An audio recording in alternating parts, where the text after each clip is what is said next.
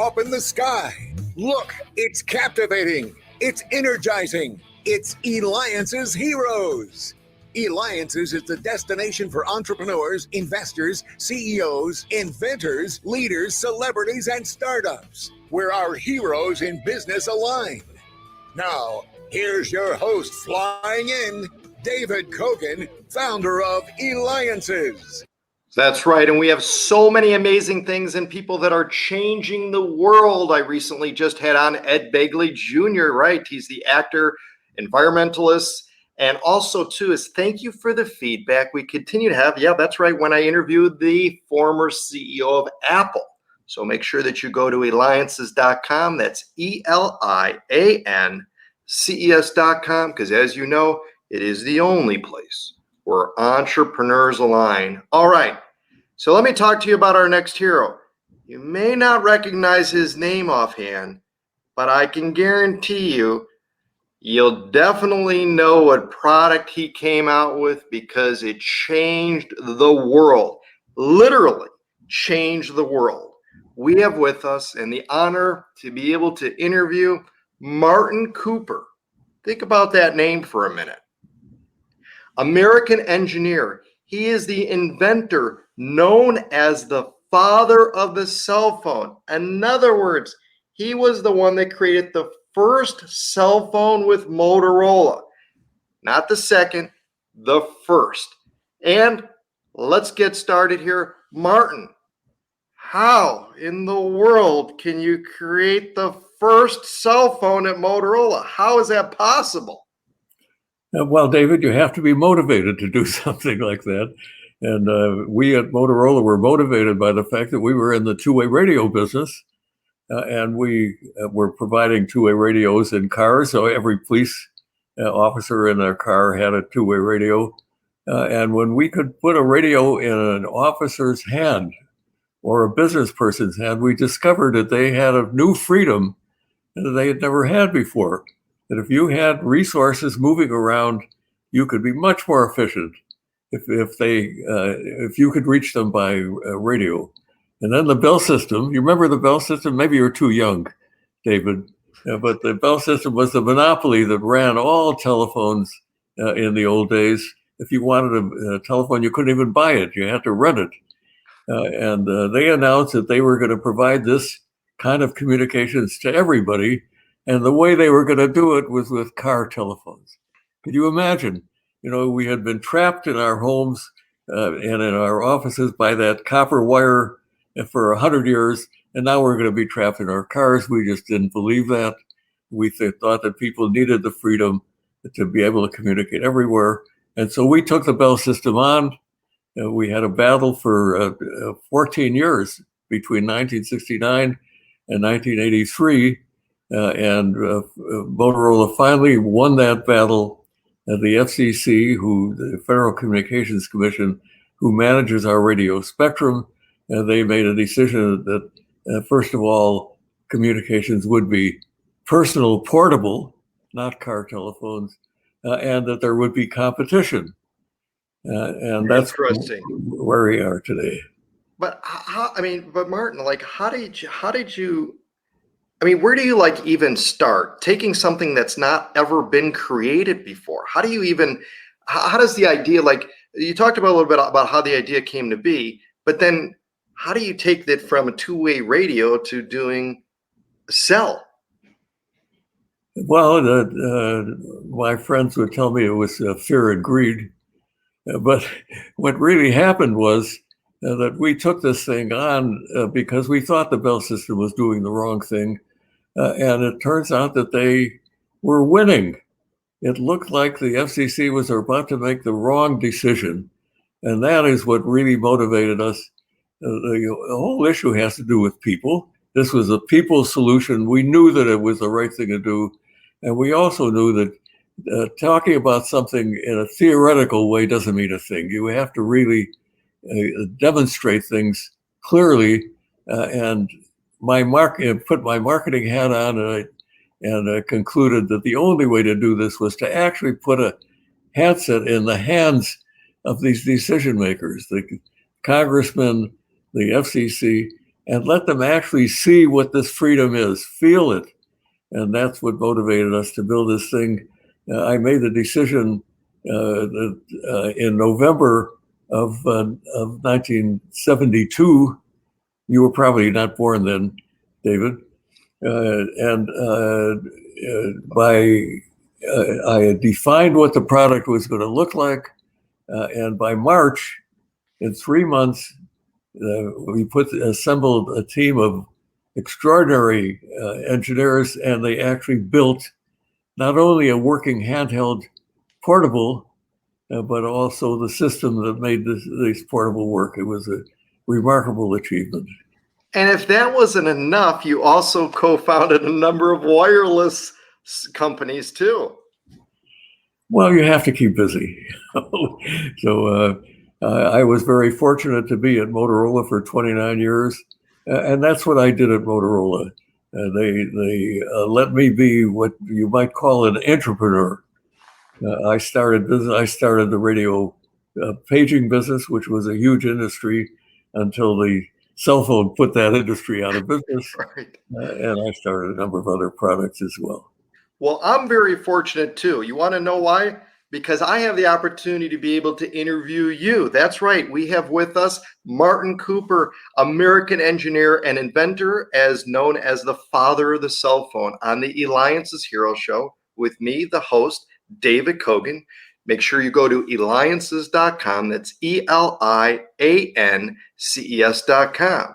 Now you're the author of Cutting the Cord. Really? So talk to us about what that is. Well, I wanted people to understand that this myth that an invention is something that pops into your head and you make it. And it really, in my case, took my entire career. I was lucky enough to join Motorola in 1954.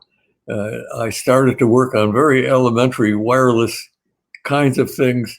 And over my career, just kept building up more and more understanding, more capability, more knowledge that what people care about is how their lives are changed, not about technology.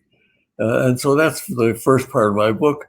I talk about how the cell phone was created, the battle with the Bell system, which was a suspenseful situation by itself. And then I talk a lot about the future of the cell phone, about how the cell phone is even today eliminating poverty in many countries, how it's revolutionizing healthcare, how education is going to become an entirely different and much more effective process than it has been in the past. So that's what cutting the cord does. It what I like to characterize that as the cell phone is transforming humanity.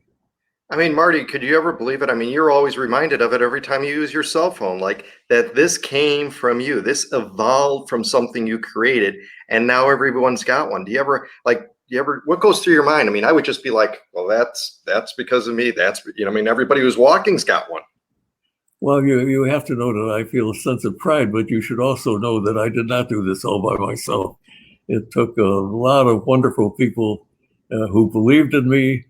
There were a lot of people, by the way, who didn't believe, and there are still people that don't believe that the cell phone has the power that it has. But if you think about it, there are more cell phones in the world today than there are people. Most of the people in the world have cell phones. And David, it's only the beginning. We are about to see a revolution in so many different ways, and the result of which is that people are going to be better off than they have ever been before in so many ways. You ever wonder if you were now starting your career and that with cell phones already being out, what would you create? What would you want to create now? And or maybe what do you see as being the next thing that could be created? Well, let me tell you, we have never been in a situation where there was more opportunity than there is today. Because I'm really serious when I say that the cell phone has only begun. when you look at what the problems we have in the world today, and I don't suggest that even though we're better off than we ever have been before, that we're anywhere close to having solved all these problems. And I view all these problems as opportunities. And the opportunities to, as an example, eliminate disease.